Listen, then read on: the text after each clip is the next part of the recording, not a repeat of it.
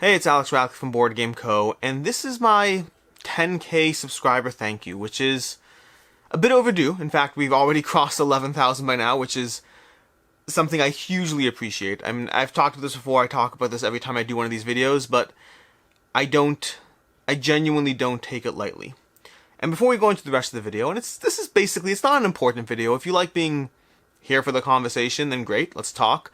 But there's no dramatic anything here, there's no major announcements, this is just a few different points I'm going to talk about the subscribers, well, we'll get to it, but nothing important here. If you just want to, say hi, click like, and move on, that's all good as well. But if you do want to stay, well, I appreciate having you here, as always. Now, to begin with, I thought it's important that I do something for 10,000 subscribers.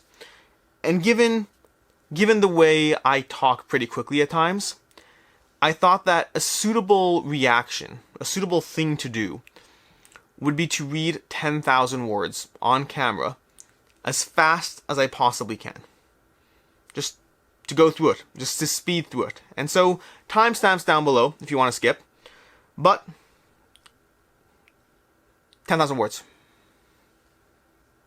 I thought that was pretty quick, honestly. I was pretty okay with that. That went by faster than I thought it would. But all terrible, terrible, terrible jokes aside, absolutely terrible. I should apologize. I do apologize. I apologize 100% for that. But to begin with, I'm going to start by unboxing Gugong. And the reason for that is because it's not going to be a major unboxing. It's going to be a bit of a side thing that I do while going through this video. But the reason being that I have a podcast with Quackalope, as you know. In fact, all these ducks on the table, by the way, are here because my kids decided to set up a bunch of the ducks these are the ducks that I'm giving away for Patreon subscribers and whatnot. And my kids decided to set them all up on the table, which was hilarious of them. I did not do any of this, by the way. This is all them just deciding to have fun with it, which, after all, that's what I'm trying to do here. I'm just trying to have fun with it. But anyways, that's why the ducks are here. But I have a podcast with Quackalope, and it's called The Weekly Quack. We do a show that goes up every Thursday. And on that show, I said that I'm getting rid of Gugong, because Jesse said he's getting rid of Gugong, and I was like, you know what? It's been on my hit list. I'm going to get rid of it. And I reasonably and rightfully got a bunch of complaints, in good fun, but nonetheless legitimate, of how I did a whole video about which games I should keep and whatnot, and you guys and girls but helped me decide to keep Gugong. And then Jesse says, I'm getting rid of it, and I'm done, and it's over. So I decided to unbox this. This isn't going to be a whole unboxing. It's a pretty board. I like it. I don't know what's going on here. But as a sign of how much I do value your opinions, I am keeping Gugong, at least for right now. At least I'm going to play it. It is in shrink, or was in shrink. I just got rid of that. And I'm going to, I think this is the extent of the unboxing, because I'd rather be focused on the video to a degree, instead of a bit of a rambling. But the point is, on camera, I de-shrinked this game, because I will play this game, and I will report back. I don't know when or how. Games these days is always a backlog, and with COVID, different types of games have a harder time getting to the table as frequently as I would like. But I did just remove the shrink from a game, and I will play it, because at this point, it just feels like if I don't, it's a bit of a waste.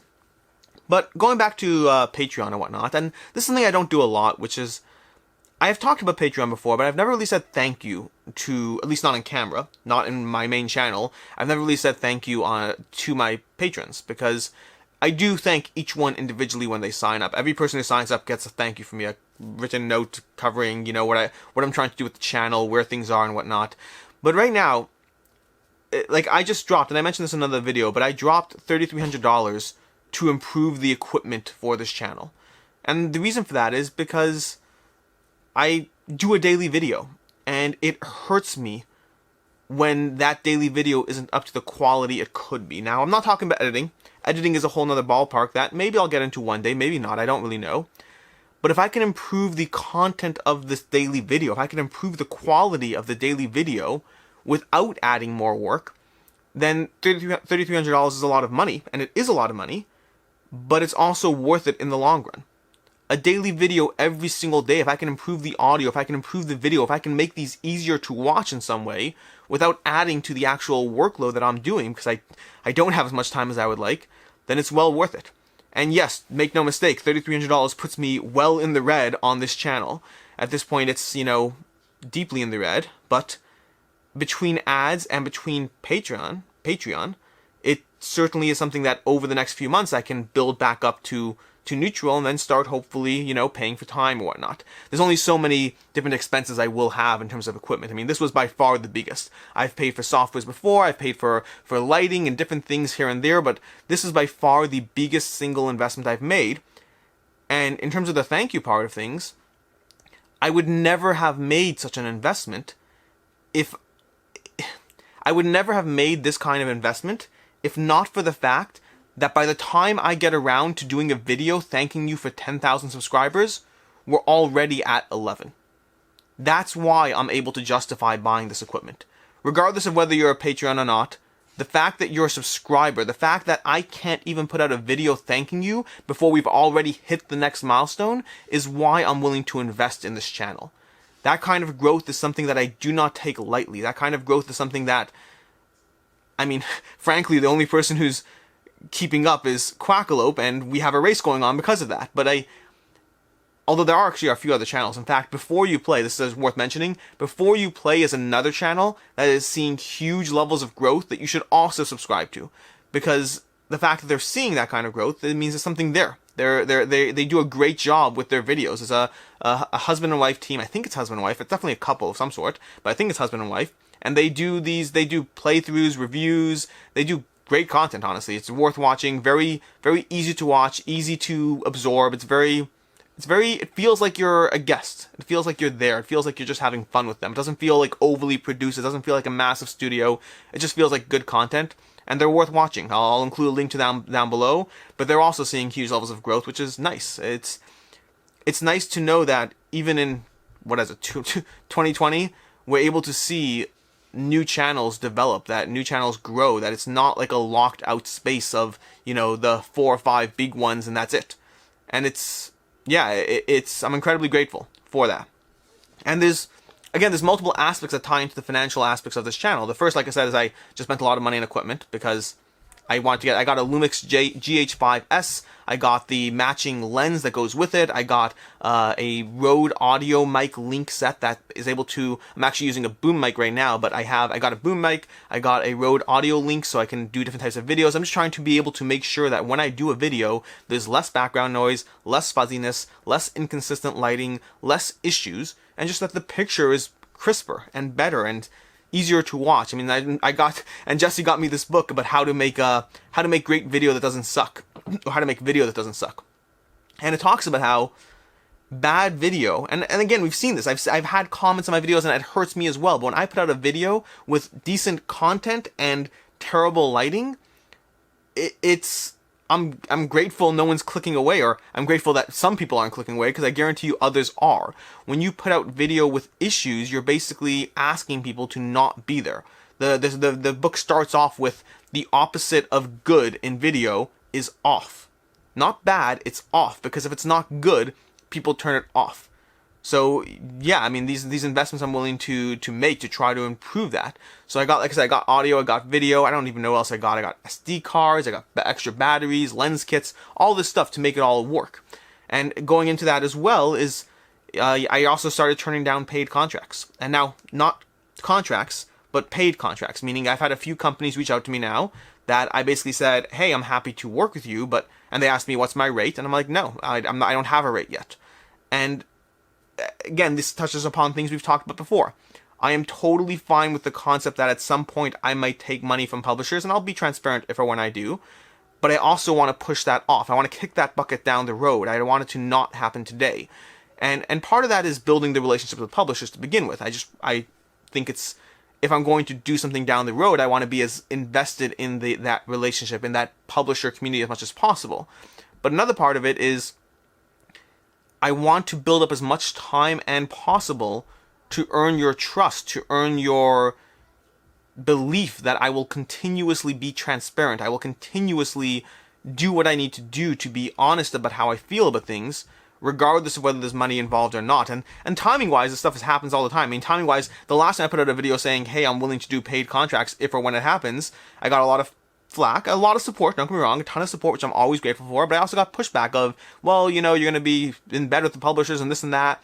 And then the week after, I gave AEG a ton of flack for their Kickstarter. So, like, it goes both ways. I want a lot of things, but I'm not willing to compromise on who I am. And hopefully I can come up with a system that works. But for right now, I basically told the publisher, listen, I'll cover the Kickstarter, I'll review the games, but I'm not taking money as long as I can continue to push that down the road. As long as I can continue to see how things play out. Because again, I have Patreon, I have Google Ads, those things do add up.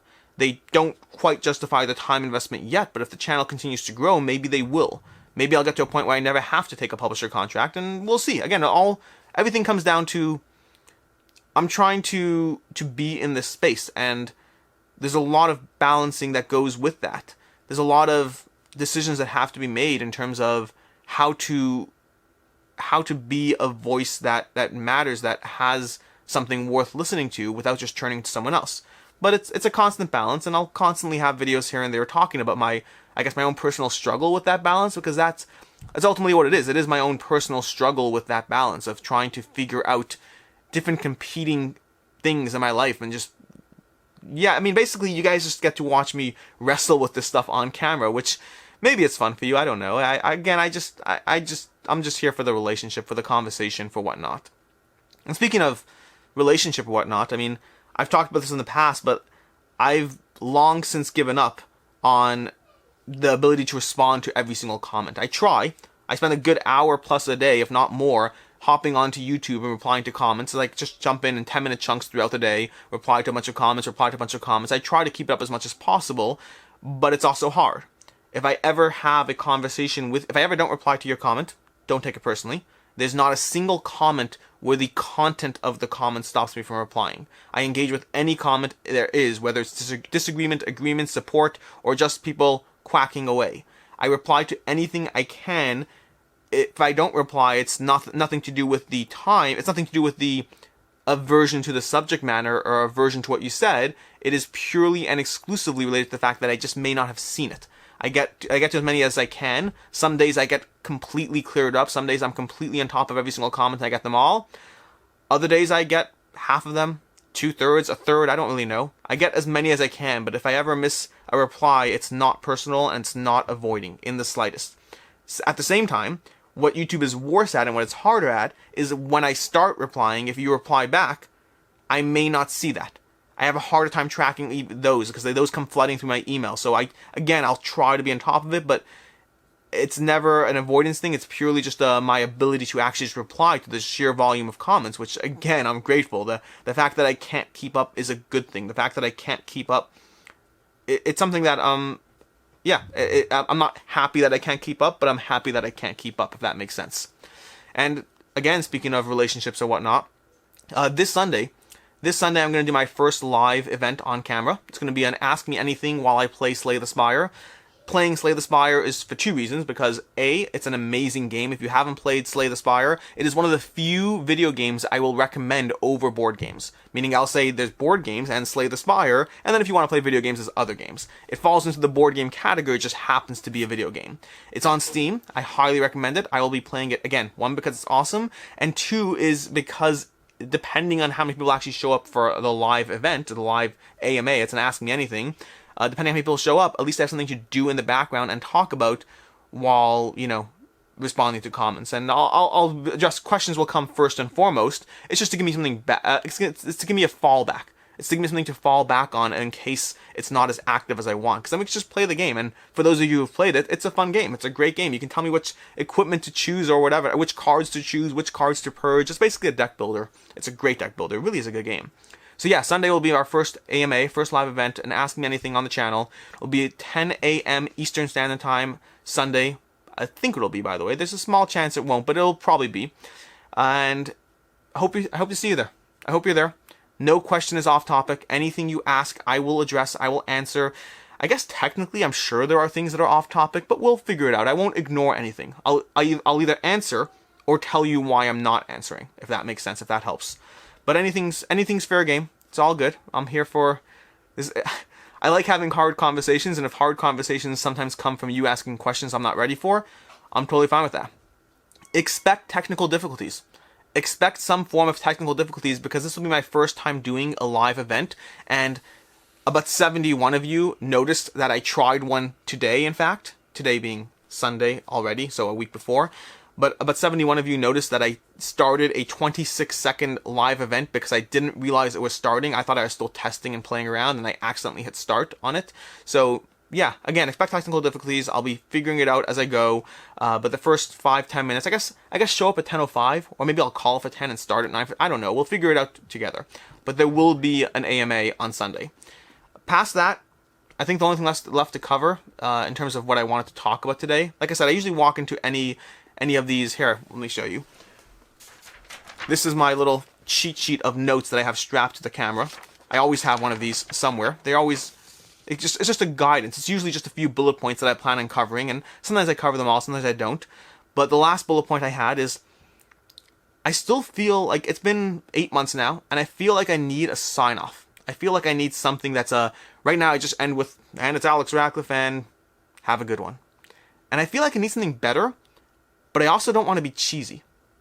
And so I haven't figured out an option there, and I'm open to ideas. Ultimately, I don't know.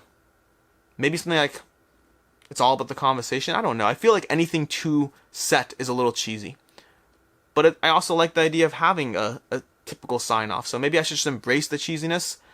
But my focus really is, there's a lot of financial stuff I talk about on the channel, and while that's relevant, it's not in every video. So it has to be something that's relevant to every video.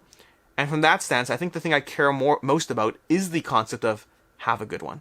I care about the relationship, the well-wishing, the idea that I want the best for you, for me, for all of us, for every single one of us. To me, board games, the reason I'm in this hobby is because, the reason I value this hobby is because I feel board games are about community. They are about building the best possible form of relationships out there. I don't know of anything else that does it better. Movies and TV certainly don't. Video games can be good at it, but you still have, even if you're playing online video games, it's still not in person, it's still not together. I mean, doing puzzles is probably fine, I guess, probably the same idea, but even then, there's less of a mental aspect to it that I think takes away from how rewarding it can be. To me, board games are the best possible way of building and maintaining relationships long term.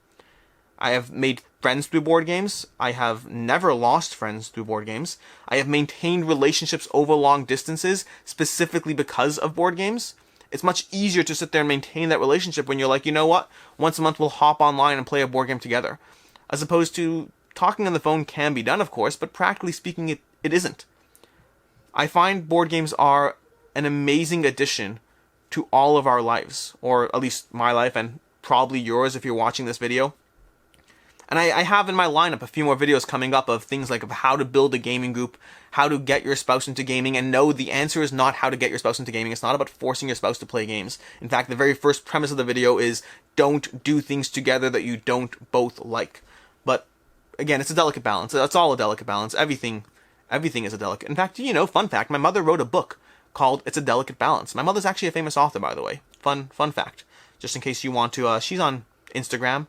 She's Sarah Hannah Radcliffe. She's a famous parenting specialist or whatnot. I don't know why I'm talking about this. I don't know what's happening here. Anyways, she just wrote a book called she wrote a book called It's a Delicate Balance, and somehow that made its way into this conversation. And now you know something new about me, in case you didn't already, in case you haven't Googled me yet enough or something. In any case, my name is Alex Radcliffe. Thank you for being here. Thank you for helping this channel continue to grow. Thank you for liking the videos, for commenting on the videos, for being a part of the conversation. It really genuinely helps. If you are a patron of the channel, thank you for being a patron. It's again, the equipment that I just spent money on is significantly easier to do so, knowing that Patreon will help ease that off. You know, I get a few hundred a month from Patreon. I get a few hundred a month from Google Ads. Like, the more I get, the faster I can pay off camera and justify all this stuff. And I appreciate it tremendously. Thank you for subscribing. Thank you for sharing. Again, I don't really share videos. Maybe you do, I don't know. But ultimately, my name is Alex Radcliffe, and I hope you have a good one.